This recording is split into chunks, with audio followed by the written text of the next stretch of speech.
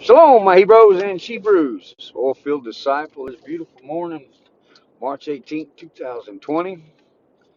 Uh, Before we do uh, our daily bread and read our 4 Club this morning, uh, I just kind of want to talk to y'all a little bit about what we discussed last night as a family. Uh, Going forward, uh, if this coronavirus was to get to a point where they want to impose uh, stricter quarantines, if they want to impose it like nationwide, everybody, um, and if that was to come to our front door, what kind of plan do we need to have? Um, since we do have a little time uh, to prepare for it, we need to create a plan, um, because with a plan comes knowledge. Knowledge comes strength. With knowledge and strength comes peace. Um, and so we sat down last night and we talked about a few things. So I just kind of want to go over what we talked about, for the simple fact that it may be some things that no one's thought about yet. And so let me flip the camera around. We'll get moving forward, and y'all can see what I see. We'll cruise with Jesus. We'll talk about it. I hope this message blesses you, encourages you, and even frustrates you. Go look it up for yourself. Don't ever just take my word for it. Uh, and so, all right. Last night after I got off work, um, I called a family meeting, you know, which was my wife and my youngest daughter, and another individual that may or may not be part of this plan. Should this happen?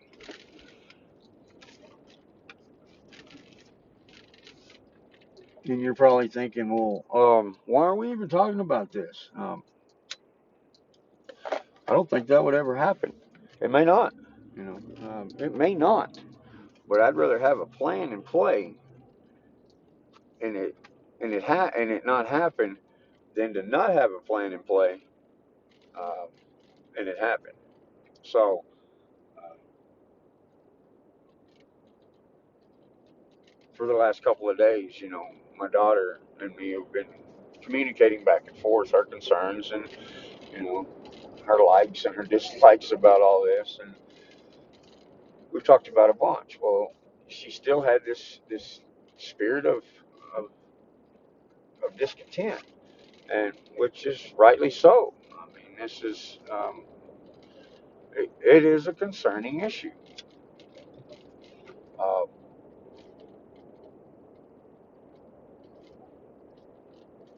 and as we've talked, she's got the feeling that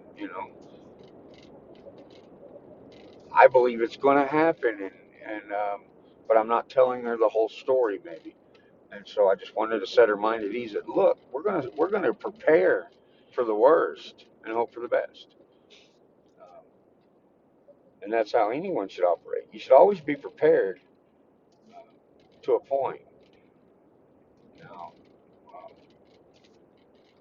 bless y'all that we're getting a little bit of time here to see that it's getting to the point where it is possible that they would impose a strict stay in your 4 walls, don't come out, 30 days, and we'll go from there. We'll see what happens at the end of 30 days.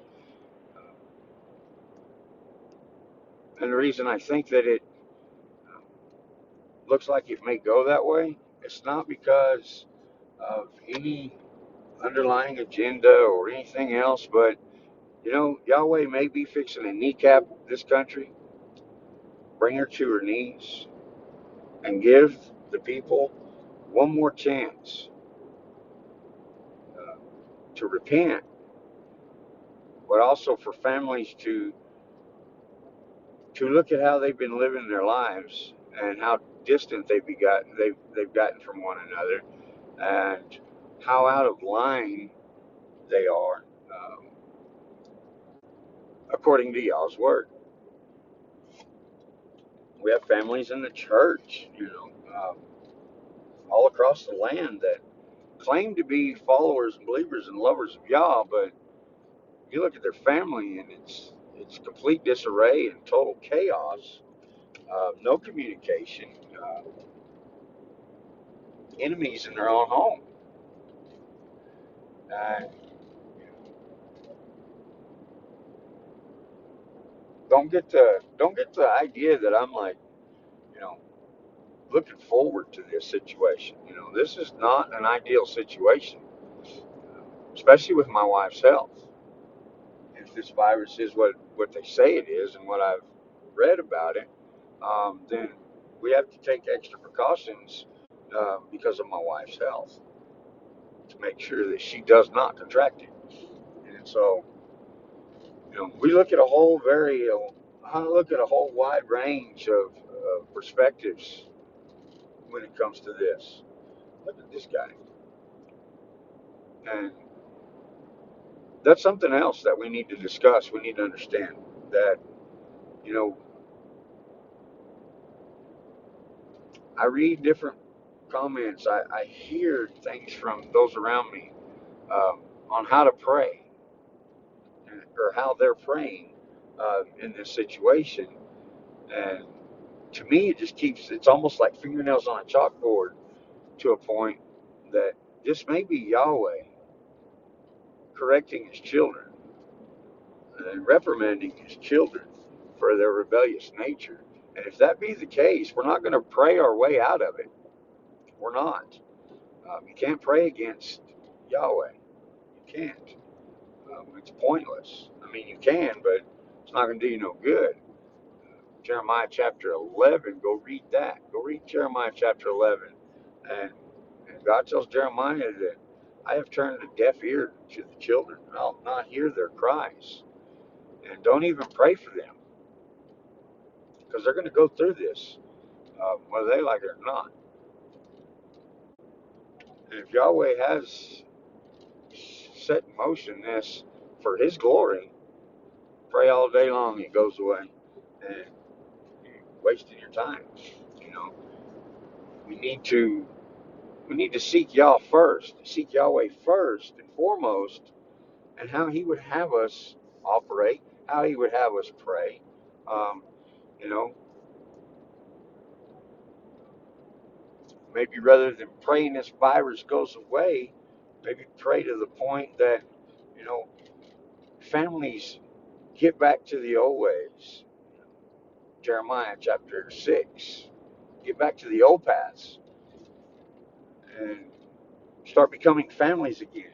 Fathers start becoming the head of their homes again, leading their families uh, in a time of disarray. That if families would come back together, that would make a huge difference in this country going forth.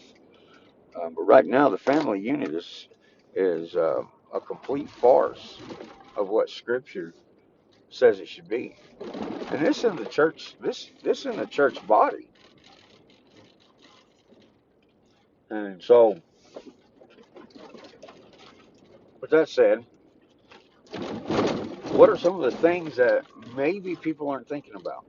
You know, we just bought this motel, and the residence that goes with it, the house we're living in, it's a big house. It's 4 bedrooms. It's probably approximately 2,800, maybe 3,000 square foot home. I haven't measured it out, but pretty good sized house. But it's just been lived in over the years, and it hasn't had a whole lot of upkeep. And there's a lot of things that need to be done to it. Uh, Plumbing and electrical issues, left and right. Uh, One of the bathrooms has the shower and the commode, but no running water to the sinks. The other bathroom has water to the sink and the commode, but no water to the shower. Um, just small things like that we can, you know, hey, we're 30 days bound to them walls. We already have the supplies, all the materials to do it. We just haven't had the time. Now we have the time. Now we have the materials. And as a family, we can work together. I can teach my daughter a few things uh, for her to take forward going forward. Um, and, and we can do this as a family and get some projects done. Uh, we talked about being structured and scheduled, where we're not just kind of willy nilly wasting the days away, kind of doing a little bit here, a little bit there. But no, staying scheduled and staying structured. That way, when we do get back to business as usual, we're not just like, oh, this is terrible. I've been sleeping till 10, 11 o'clock in the morning, staying up till midnight. I got my days and nights all messed up, because that's easy to do. I know, because I used to work 14 on, 14 off. Uh, I would work one schedule for 2 weeks, and then when I went on my 2 weeks off, I'd come back and I'd be on a different schedule, and I was constantly having to relearn how to operate, whether it be day or night. Um, and, and you can get your body all out of whack that way. So for it to be healthy, we need to stay on schedule.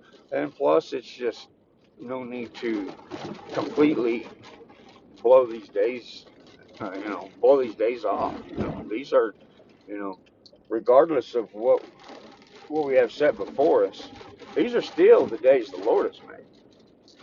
Don't squander them. Take this time to reacquaint yourself with your children. Take this time to reacquaint yourself with your spouse. Uh, Look for the positive in it. Uh, don't just look at it as, oh, this is going to be terrible. Don't go into it day one with your psyche and your mentality and your spirit all out of whack and all jacked up. Go into it with a cheerful heart. Um, do all that you do as unto the Lord, uh, and be of good cheer, even in a storm. And you'll endure and weather this a whole lot better than those who don't. And plus, you'll be able to accomplish quite a bit, and the days will kind of burn on by just like they do when you're out here working.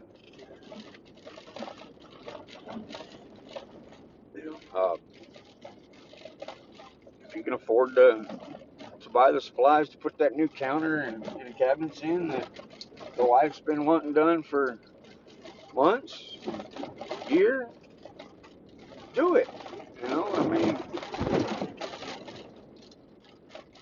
things like that.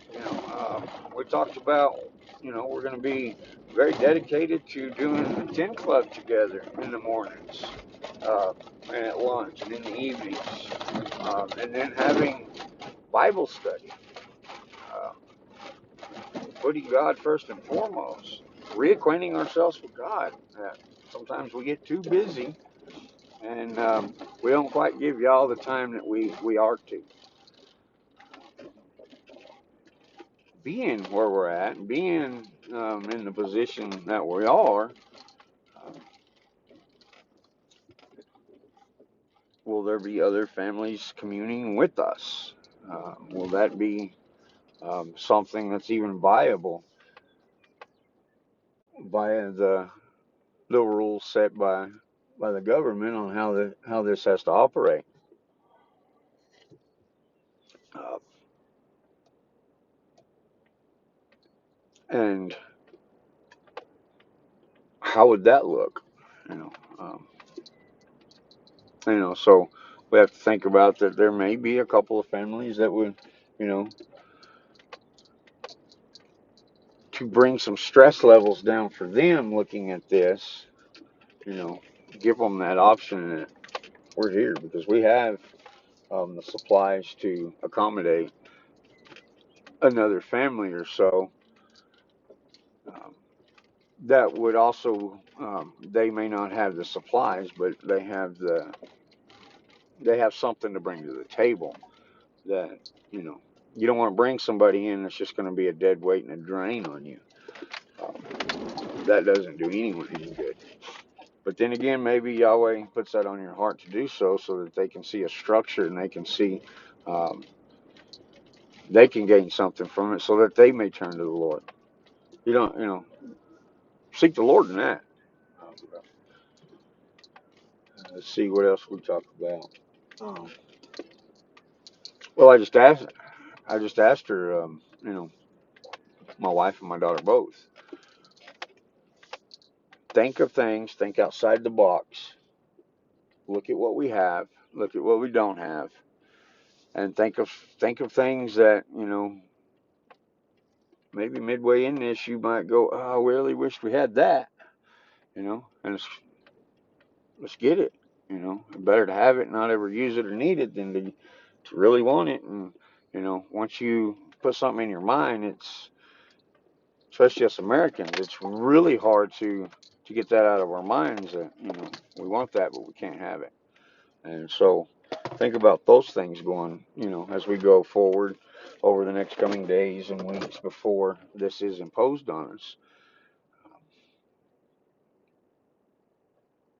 And at the end of the day, when this is all said and done, what will we be able to take from it and use to further glorify the kingdom, to further learn that, we got in a rut of this or that for so many years that it took this catastrophe to get us out of that rut so we could begin operating the way a family's supposed to according to the scriptures, and make sure that we don't get back in that rut ever again, because that happens, and it even happens in my own home.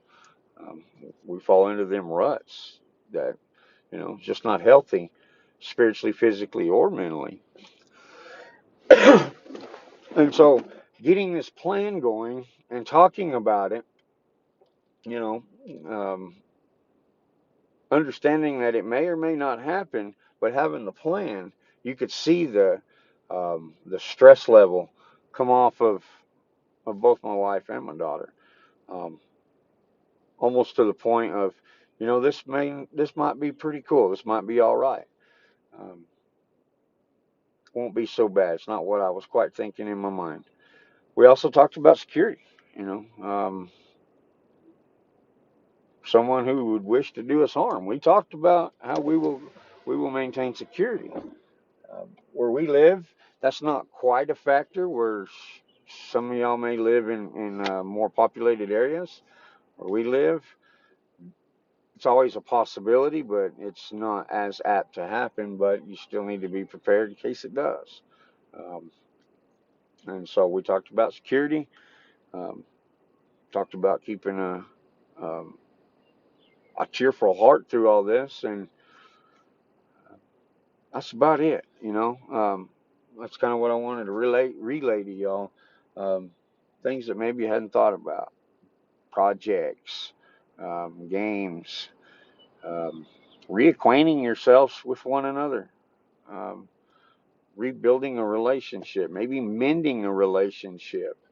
I know fathers and their children, their relationships can kind of go separate ways once the children get up there close, in their teenage years, because dad's always working, and children and their young youth, they just have that, that spirit of rebellion anyway. Um, look at those type things. Uh, I guess that's about all I can think of right now. Here shortly, we'll get back together here, and we'll eat our daily bread and do our 4 club together. Till then, y'all be blessed, be encouraged, and always be frustrated. So, Soul Field Disciple, and I will catch you on the next ride.